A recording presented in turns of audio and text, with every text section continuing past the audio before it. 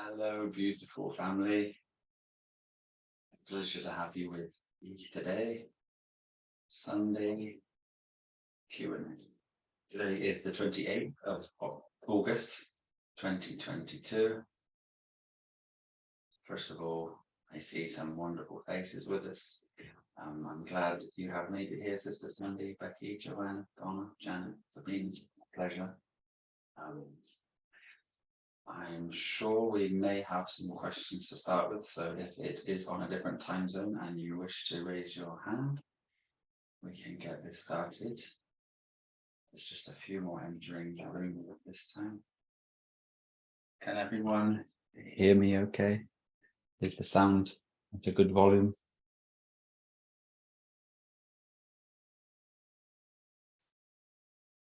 Good, thank you, Sister Becky. It's been some time, Sister Becky, since you've been here, and I noticed that you made a comment that you've missed a few.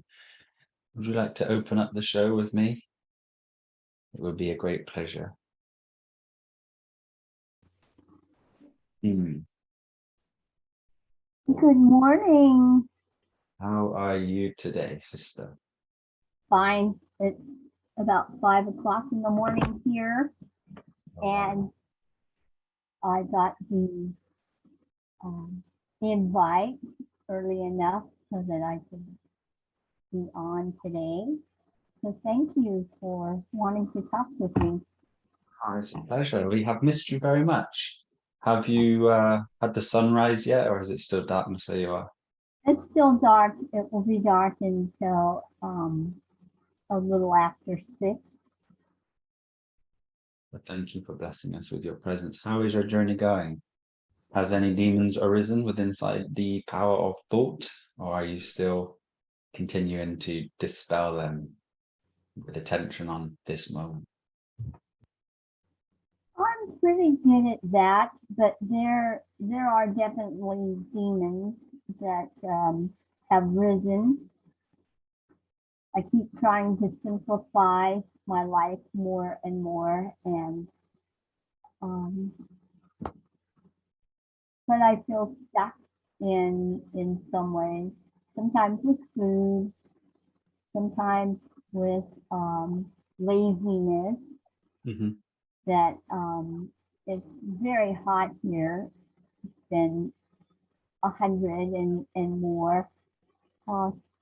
It's usually a dry heat, and but it makes me more lethargic to not be in the garden, and the garden is what seems to make me happiest. So I'm definitely tan from the kiss of the sun. Sometimes a little too much, but my so does that garden cause you some level of suffering inside with some thoughts that arise during the process of that? Like you have an idea that you're supposed to be doing something different. Does that sound like something that arises within you? Yes, because I really enjoy just being. And so there are activities that could be good if I would do. I do a lot of orange juice, and I have a hand masher that juices it, and so I have a good muscle on one side of my body. So I've been trying to do the juice with the left hand, the left arm, so that the muscles will be more light. And I don't know, life is just being, and it's something that I'm conscious of all the time, but I find that I do really enjoy sleeping because it brings me to a place of oblivion where I sleep so deep and so restful. And when I wake up, the thoughts start, even though I work diligently at doing a meditation, and the technique that I use is to listen to the silence.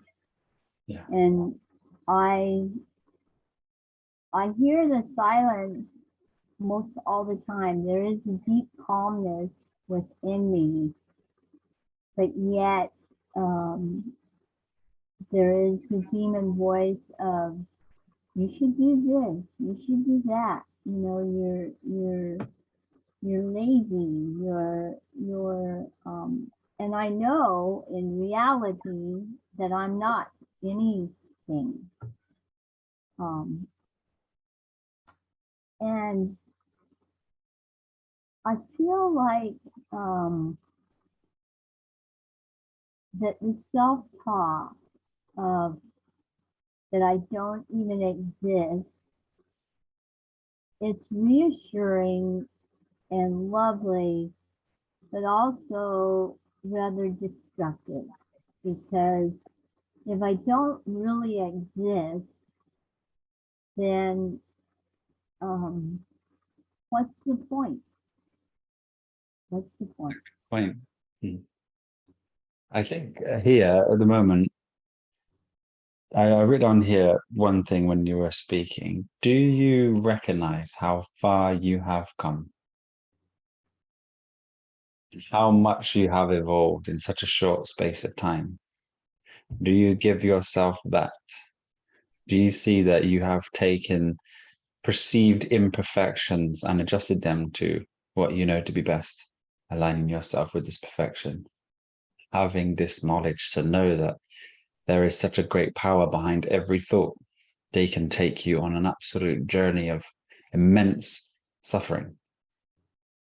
And when you learn that you get to this level where you're at now, that there is nothing to do, we must surrender the ideas that we have to do something to become that which we truly are. So the idea that you have to do something is causing a level of suffering. The idea is still remnants within inside the mind, the cycle of the ego. But there's nothing to do, and you can come to that acceptance to recognize that as long as you do what you need to do to keep your self or the body of the self in good shape, which is everything that you're doing. I mean, you don't even need to look after it, but I suggest taking care of the car that you drive and give yourself that immense appreciation for everything that you've done to become here. You're incredible. It seems more simple now because life isn't as complex as once was perceived. But can you sit in the simplicity of it? Well, that's when I'm happiest, when I sit in the simplicity of it. I don't always give myself a lot of credit. Can you tell me and everyone here what you have done to become this in the last few years, how you've transformed everything about yourself? This is the hardest thing to do.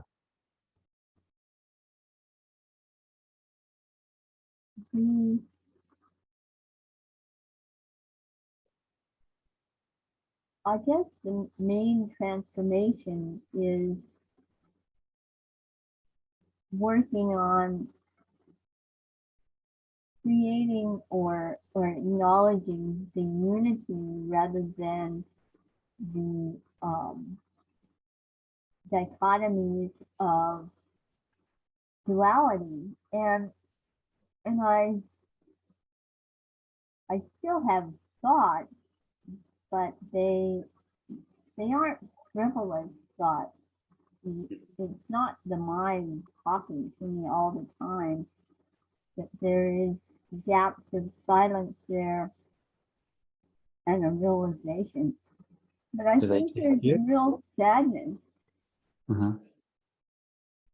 of that I look around and most of my family members are not in my life. And everything is both. It's joyous and it's sad at the same time, because in that knowing that I don't even exist, I haven't felt the rewards of the fascination in meditation. I mean, I haven't had a Kundalini experience or any of those types of things. So sometimes I feel like I'm holding space. I'm here in this now, that is timeless. Would you hold faith in the fact that this reality is this? Can you hold faith in seeing what is in front of you? Can you recognize that you are in the divinity itself? This Kundalini experience. Sorry, sister, you carry on. Conceptually, and there is a depth of presence in this now.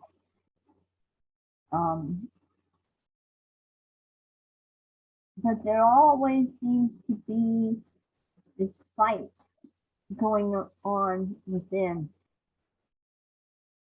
or What's there to fight? Can you tell me what there is to fight? just myself. Would you say they're both ideas, two heads of a coin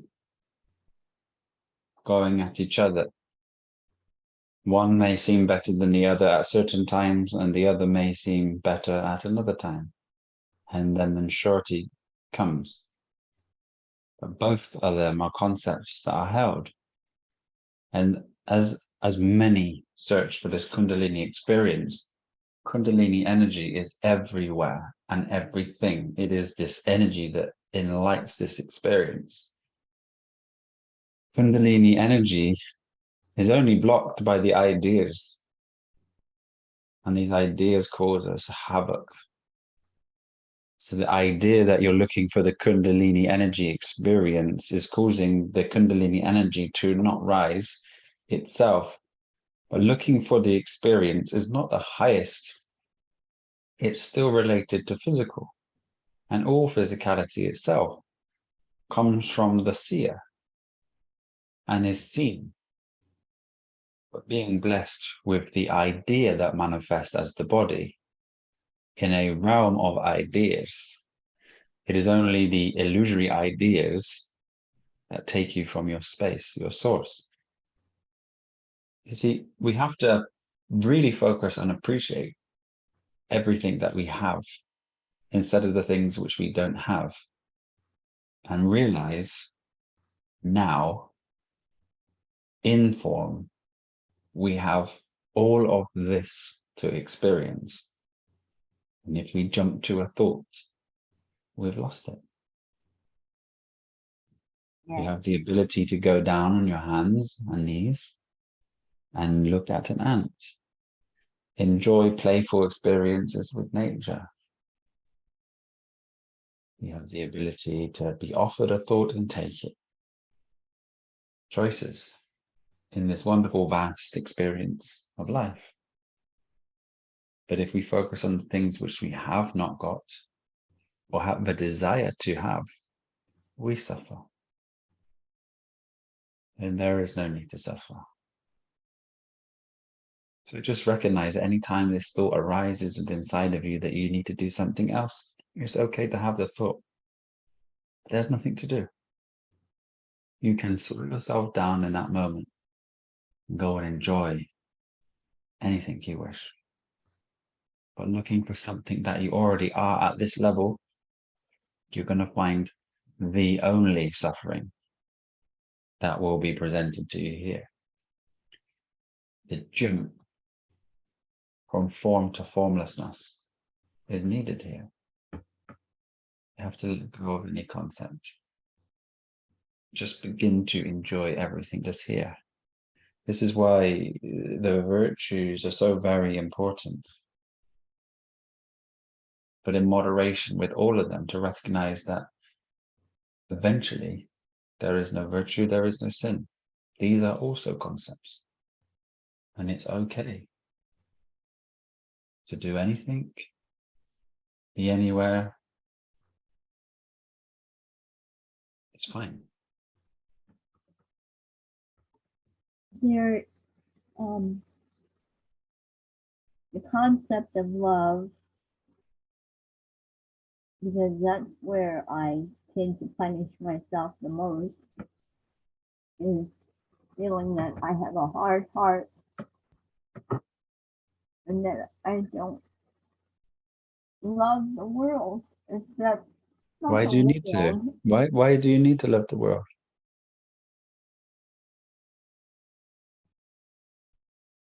I It's an guess idea. just to feel better about myself. You don't Then need I'm to a love the world. loving, virtuous, kind person.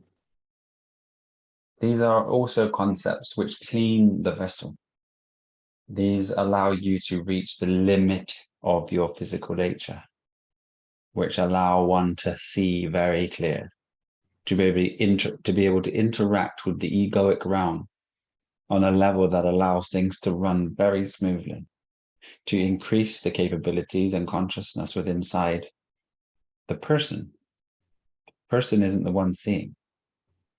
The idea that the person is the one seeing and experiencing can make one get lost again. And that is the conflict, because I am here in my awareness and going beyond the little Becky and seeing that the person and being conscious, and there is a wow, that I still am. You I'm never here. cannot be.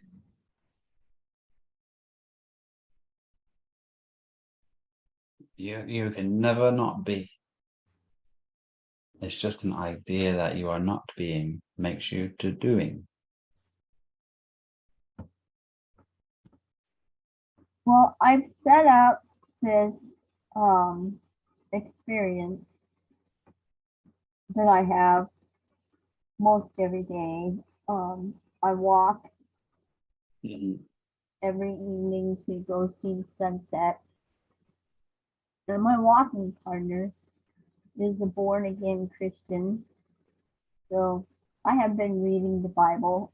I have, where I live, he's also my landlord and walking partner. And I have resisted for 10 years to not do this with him. The Bible part, not the walking part. And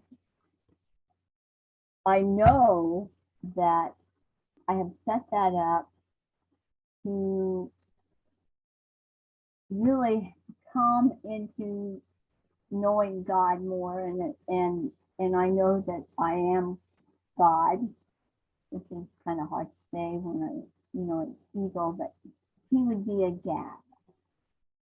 And so the conflict for me is to stay in peace with him, but I'm always in my head saying to myself, well, that's not true when he says things, but I don't speak it out loud because it would create a conflict, because he's a mediator and doesn't think that there's anything wrong with that, and there isn't for him. So it's this idea of me staying strong and knowing the truth, but yet not wanting to create argument or conflict. And so I do want to understand the Bible. But I'll tell you that even with, I thought Jesus was just this super loving guy who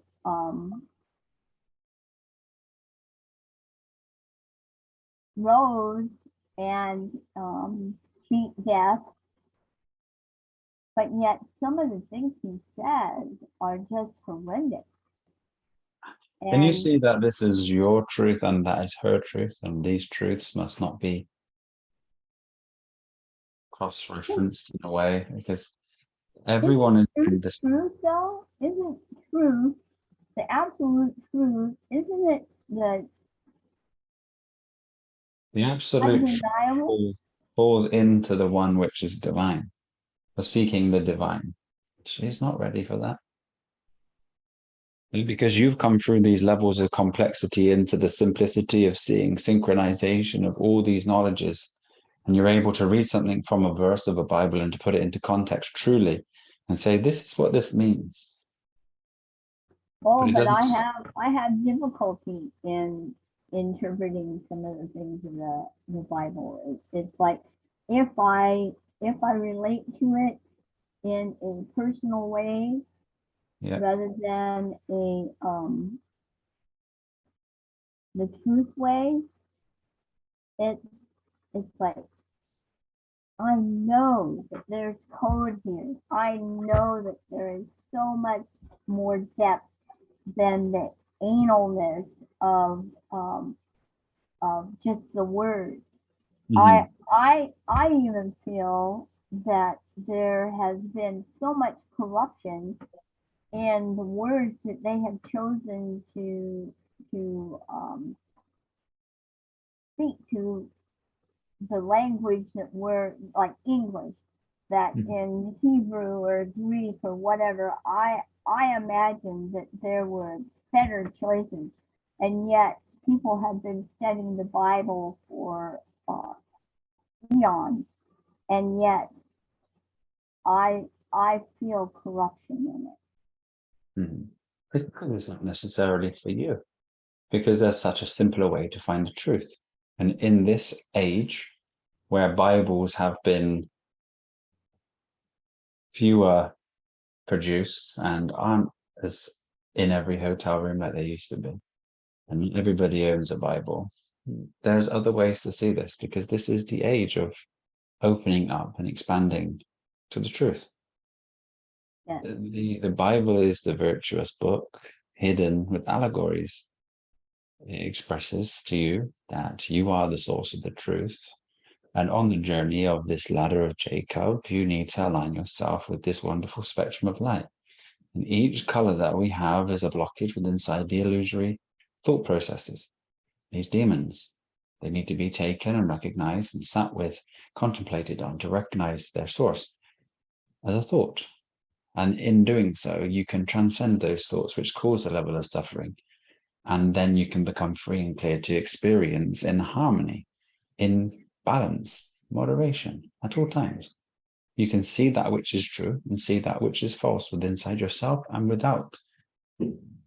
This is why the world has these things, such as the Bible, such as religious followers, because followers will never be the one which leads and seeks the truth.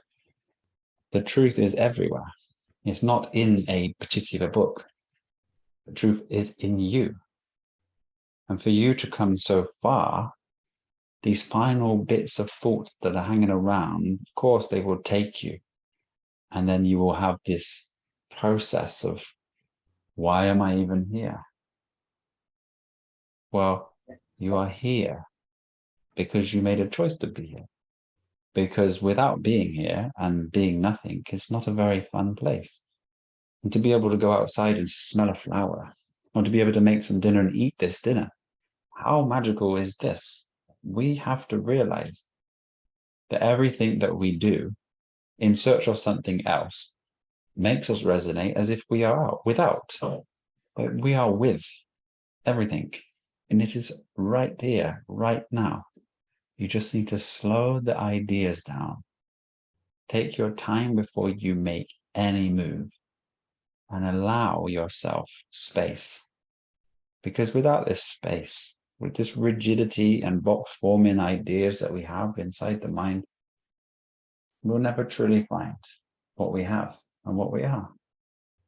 Like I say, it's always been here. You have the ability for all these experiences, but yet sometimes they're taken for granted. That's when you suffer. Because yesterday seems like today. And tomorrow may seem the same. But these are because you're picking up the ideas of yesterday.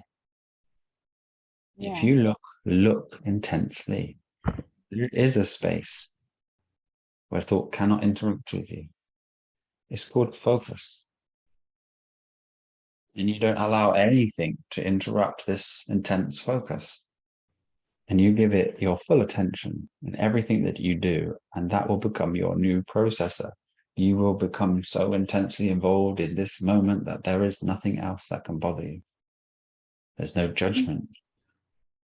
I think that's part of what the walking and being with my friends is about. Is You're walking in strengthening- thought. Yes, but it's also a practice in strengthening what I realize and having a comparison with someone else that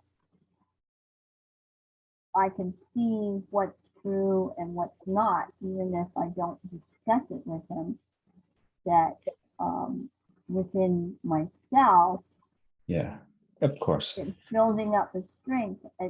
And yet I'm also having doubt as to, do I want the experiences of going beyond the meditation into the nothingness? You know, if it's so much fun to eat a meal or drink the juice or smell the flower, do I really want to achieve nothingness? And so You were nothingness, and you've achieved all of this. You have expanded yourself and created so many forms within inside that you have all of this to play with. The idea that we go back to the nothingness is just another idea. We've always been the nothingness, but we are here now. So we don't go back there. We don't wish to be nothing again. If we're nothing again, what would you wish for? The experience. really, So true. that's where we can get lost within the spiritual movement, because we try to become nothing. What we need to do is recognize that which we are. And you get this mind, this body, the spiritual energy, the emotional body, to deal with conflict resolution within inside yourself. You are the light of the world. It is here and now. But on the journey, you've lost your way and identified as the person, the body, that has a mind and nothing else. And we see through this process of elimination of negative things in our life, falsehoods, improper foods, improper education, improper monetary system, improper law. Everything that we see is the absolute opposite of the truth. Why would they, I say, why would the evolution of consciousness bring you to a point in this experience that everything has been turned upside down? Because as soon as you start looking for the truth, you find it.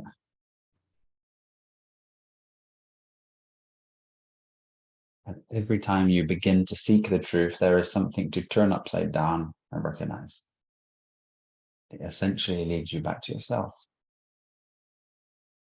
The world is spinning 900 million miles an hour through space. Space is nothing. It's empty. And then within space, there's a field. there's the energy. There's the reciprocation of form. The two polarities of masculine and feminine energy intertwining to create life. This is still physical. Many people love to hear about this, but essentially it doesn't lead you to anywhere other than concepts. Concepts are very fun. They're very intellectual. They sound very clever. People begin to be very interested. And you get a lot more people under that spectrum of information. We all look for something exciting, something to enlight the ego, to ignite it, to bring passion in living. Now, all of this is absolutely fine as long as we don't cause conflict within ourselves. The world is being sprayed by chemtrails. I am really negative. I start to lose my focus. I start to get hatred in me. I start to wish to change that which has woken me up. The earth is flat. So I want to tell everybody the earth is flat, because everybody needs to know that the earth is flat. And now I have a desire to change everybody else's opinions on their own experience when they're absolutely perfect where they are. Because unless someone has the divine at this moment in time and seeking for the ultimate truth, they will never become even a small percentage of what you have already become.